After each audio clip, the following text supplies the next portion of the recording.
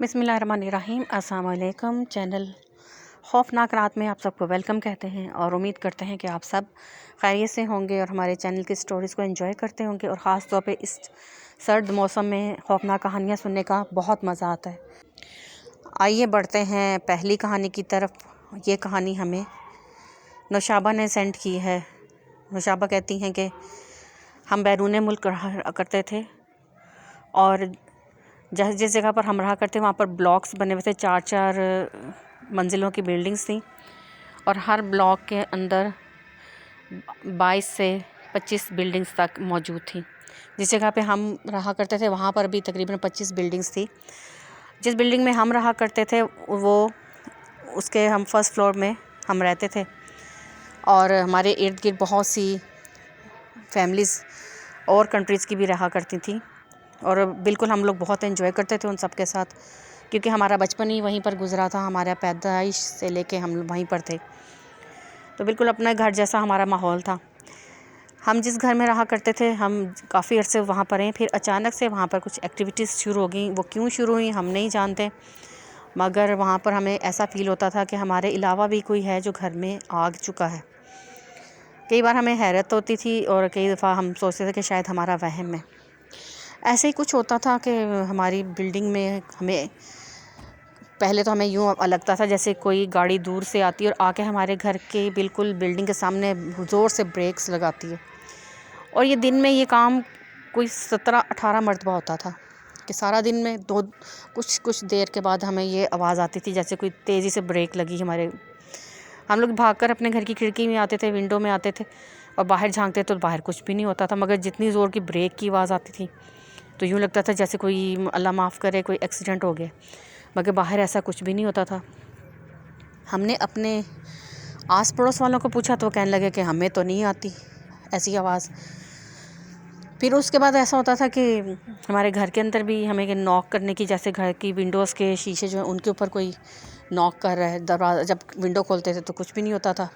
फिर कई बार ऐसा होता था कि हमारे घर की जो हमारी बिल्डिंग थी उसमें, हमारा घर तो फर्स्ट फ्लोर पे था, तो ग्राउंड फ्लोर से ऐसा लगता था कि कोई उसके हाथ में बहुत सी की रिंग्स हैं और उनको वो ज़ोर ज़ोर से हिलाता हुआ ऊपर आ रहा है।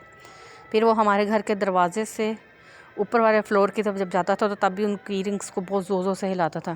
पहले तो हमने सोचा कि शायद कोई ऊपर वाले फ्लोर पे रहता होगा ऐसा जो कि ज़ोर ज़ोर से कीज़ को हिलाता हुआ जा रहा होता है।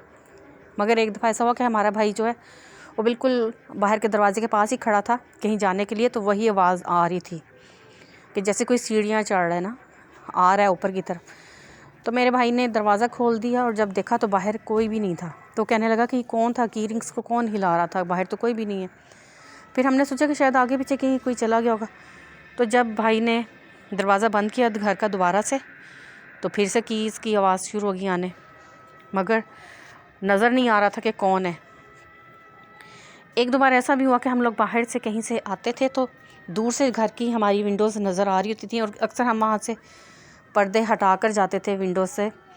तो जब हम वापस आते थे तो हमें दिखाई देता था कि अंदर कोई लोग चल फिर रहे हैं। हम लोग कई बार घबरा कर ऊपर गए कि चेक करते हैं कि जी ये लोग कौन है, हमारे घर में क्यों चले गए हैं। तो वो ऊपर जब जाके देखते तो ऊपर कोई भी नहीं होता था। ये चीज़ ने हमें बहुत परेशान किया। फिर एक बार जिस चीज़ ने हमें ज़्यादा परेशान किया और जिस वाक़े को सुनाने के लिए जिस बात को मैंने ये अपना वो स्टोरी आपको सेंड किया, वो ये है कि हम लोग छुट्टी के लिए पाकिस्तान आए।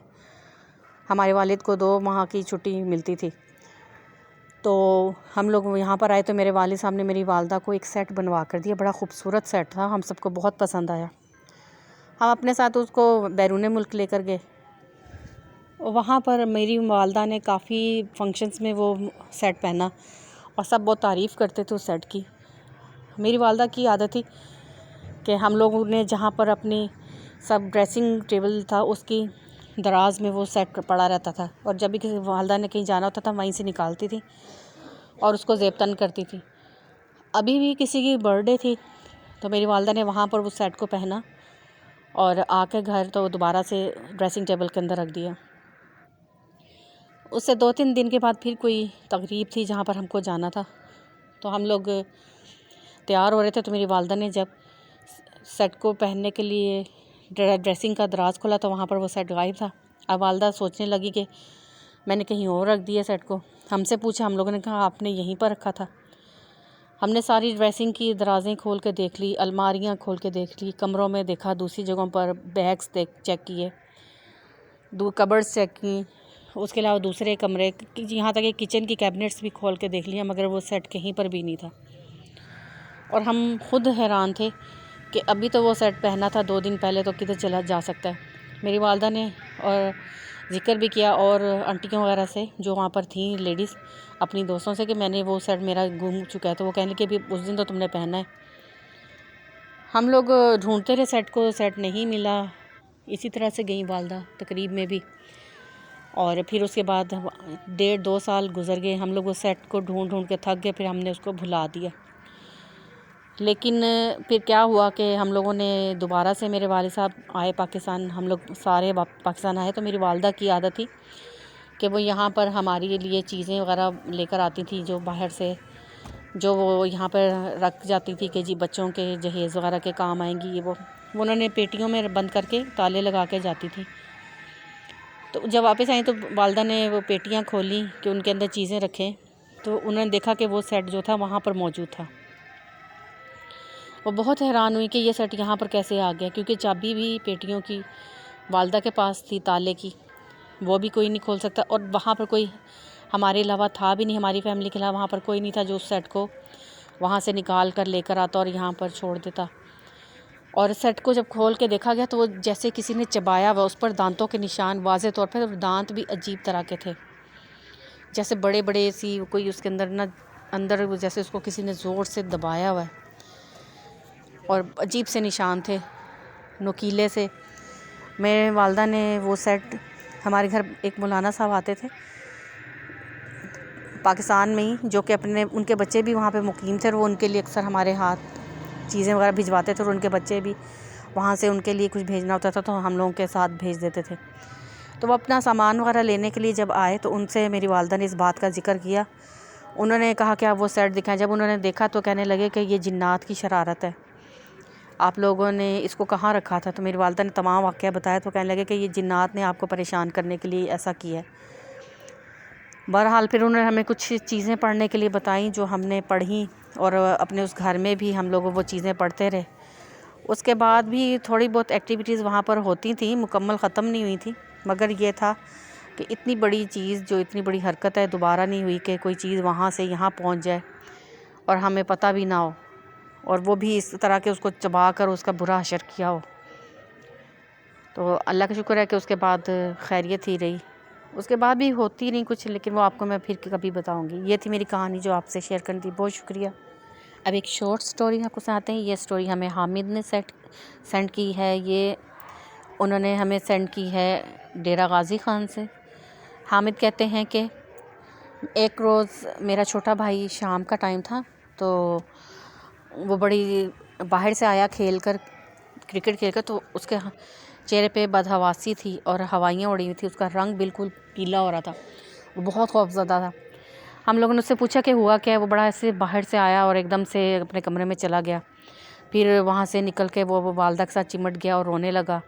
بڑا عجیب سا اس کا بیہیویئر تھا، تو جب اس سے پوچھا گیا تو وہ پہلے تو روتا رہا، اس کے بعد اس نے کہا کہ ہم لوگ سب دوست جو تھے وہ کرکٹ کے میچ کے لیے ہم لوگ گراؤنڈ میں گئے، تو ایک دوست نے کہا تھا کہ میں کل نہیں آؤں گا کیونکہ میں نے شادی پہ جانا ہے، تو ہم لوگ ابھی ہم وہاں پر ٹاس وغیرہ کر ہی رہے تھے تو وہ بھی آ گیا، تو ہم لوگوں نے اس سے پوچھا کہ تم تو کہتے میں نے شادی پہ جانا ہے، وہ کہنے لگا کہ نہیں، ہمارا پروگرام چینج ہو گیا تو ہم نہیں گئے شادی پہ، اس لیے میں ادھر آ گیا ہوں کھیلنے کے لیے۔ میرا بھائی کہتا ہے کہ ہم لوگ جب ہم نے گیم سٹارٹ کی تو اس کا عجیب ہی بیہیویئر تھا، وہ فیلڈنگ کے لیے جب وہ بھاگتا تھا تو 1 سیکنڈ سے پہلے وہ بال تک پہنچ جاتا تھا اور اس کو کیچ کر لیتا تھا، اور جب وہ بیٹنگ کر رہا تھا تو تب بھی وہ ایسے تھا کہ وہ چوکے چھکے کے علاوہ اس کے پاس کچھ نہیں تھا، وہ اتنا وہ ایکٹیو ہوا تھا۔ ہم لوگ بہت خوش بھی تھے جس ٹیم میں وہ تھا کہ جی ہم جیت رہے ہیں اور وہ بڑا اچھا کھیل رہا ہے، تو تمام چیزیں، وہ کہتے ہیں کہ جس وقت ہم بچے تھے تو ہم اس کو وہ سمجھے نہیں کہ اتنی جارحانہ وہ کر رہا ہے، ہر چیز اس کی وہ طریقے سے کھیل رہا تھا جس طریقے سے۔ کہتے ہیں کہ جب ابھی ہمارا فائنل ہو گیا سارا کچھ اور اب ہم جیت گئے تھے، تو ہم ادھر آنے لگے تو ہم نے اس کو کہا بہت بہت شکریہ، آج تم نے نا بہت اچھا وہ دکھایا ہے، کام دکھایا، تو اچھا ہوا کہ تم شادی پہ نہیں گئے تم۔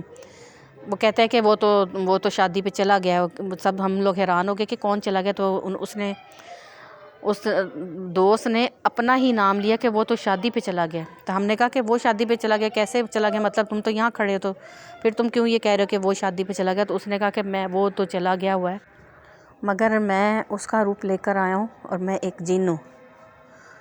ہم نے سوچا شاید ہمیں ڈرا رہا ہے، ہم نے اسے کہا کہ ڈراؤ مت، تو اس نے کہا کہ میں تمہیں ثبوت دے سکتا ہوں۔ ہم نے کہا دو ثبوت، تو وہ ایک دم سے ہماری آنکھوں کے سامنے سے غائب ہو گیا، اور ہم لوگ سب چیختے چلاتے اپنے اپنے گھروں کی طرف آ گئے۔ میرا بھائی بہت زیادہ ڈر چکا تھا، ہم نے اس کو دم وغیرہ کروایا، پھر اس کو کہیں سکون ملا۔ جی لسنرز، تو یہ تھی آج کی سٹوریز، امید ہے کہ آپ کو پسند آئیں گی۔ آپ کو پسند